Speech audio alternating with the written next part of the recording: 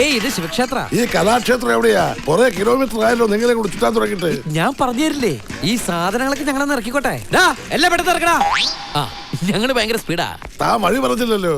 ആ അത് ഈ വണ്ടി വന്ന് നിർത്തിയില്ലേ, ഞാൻ ഓടി വന്ന് കേറിയില്ലേ ഒരു വലിയ കട. വലിയ കട. ഈ വലിയ കടയുടെ തൊട്ടപ്പുറത്ത് കൂടി ഒരു വഴി അകത്തേക്ക് ഇടത്തേക്ക്. ആ വഴി നേരെ ചെന്നാൽ കലാക്ഷേത്ര.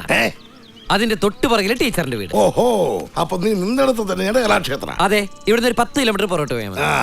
ഇതൊന്ന് പിടിച്ചേ. വേണ്ടായിരുന്നു. അല്ല ഇരിക്കട്ടെ.